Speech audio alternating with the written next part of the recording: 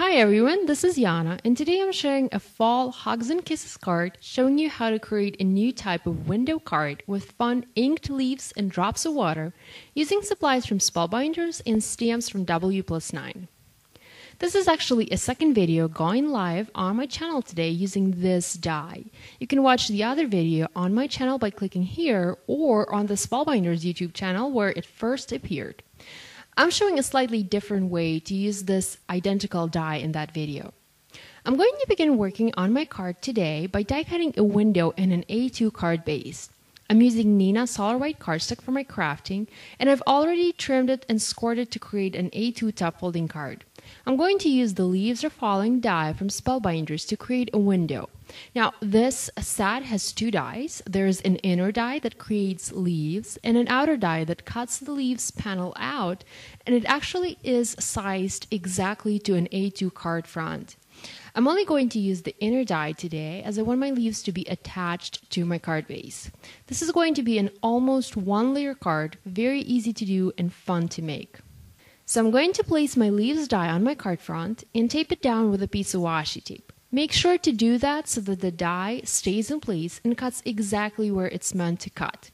I'm then going to use my Artisan Explorer machine and die cut this. Now notice how I'm placing the paper and the die and the top plate. I'm making sure that the plate ends exactly where my die ends. If I place it further, say in the middle of the back panel of my card base, it's going to leave a slightly visible, kind of like an embossed indentation. But if I place it exactly where the die ends, I'm able to avoid that. So I'm going to run it through my die cutting machine and die cut it, then switch to the embossing plate and the embossing mat and also emboss this piece to add some dimension and some texture to my leaves. I'm then carefully going to remove washi tape, not to tear the paper, and then remove the die cut card base from the die. So see what we have here? A completely die cut card front. It looks so very, very cool. I actually already shared another card with this technique on Spellbinders blog, and I'll have a link to that blog post in my video description if you want to check it out. I used a different die from Spellbinders there. Now, after my background is done, I'm going to switch to another mat and will tape my card front down.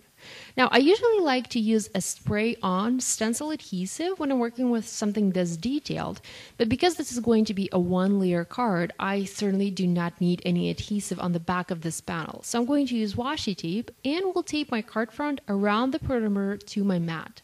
I'm taping right next to the embossed line there. Now, the idea is, and by the way, this is one of my Inspired by Pinterest videos where I take an image I find on Pinterest and use it as an inspiration for a card. So the idea is to have an inked background. To add some color to these die-cut leaves, I'm going to use Spellbinders inks from the Celebrations line. I'm going to work with the traditional fall colors, so that would be yellow, orange, red, and a bit of green. By mixing these colors, I will also be able to create some shades of brown. Now, I'm using an ink blending tool from ClearSnap to do my inking today, but you can use other tools for this as well. It doesn't have to be this particular one. I'm going to start from the outside and will move towards the inside of my die-cut background. Now, you have to be very careful when adding ink, especially over those loose leaves. I suggest holding them with one hand and gently applying ink with the other, just to make sure you do not tear them. I'm going to only partially ink my leaves with one color, making sure I have some room to add additional colors later. Now, because my background is all taped down to my work surface, it's not moving, and more importantly, it is not catching any ink from the opposite side. You'll see later that the inside of my card stays nice and white without any ink at all. I'm going to continue adding ink to my background using different ink colors. I've started with pink and then moving on to orange, yellow, and green. I will come back to each of the colors after my entire background is inked to add some highlights and also some depth of color. So here's what my inked background looks like. You can see how cool it turned out. After I removed washi tape, I ended up having a nice white border around my card, and you can also see that the inside of my card is all nice and clean from any ink from the front. Now it's time to add a sentiment to my card and also a few drops of water. I'm going to use another die from Spellbinders. This is one from the Celebrations line called Pierced Squares. And I want to use the smallest die in this set along with a matching insert to add some detail to my die cut. I'm going to both die cut and emboss this piece, and I'm using the same type of paper that I used for my card base so that I have the same kind of texture and look and feel to my paper. I've stamped my sentiment, and I used this fantastic set from the W+9 and the Hugs and Kisses sentiment. I just love the handwriting on that one. And now I'm going to do some stenciling. You can always use your Spellbinders dies not only to die cut, but also to emboss and to do some stenciling. So I'm going to put my dies back in place and again use a few colors of ink, the same kind of ink that I used to add color to my die cut background, to highlight that sentiment. It's quick and easy and doesn't take more than 2 minutes to do. Now, I also added a couple of leaves to my piece with a sentiment. I actually made another panel with leaves, like the one for my card, and I inked them and then cut the leaves out so that I would be able to have individual leaves to use as embellishments for my cards. I actually had another card in mind and wanted to do a wreath, like a fall wreath with leaves, but I didn't like the way it turned out.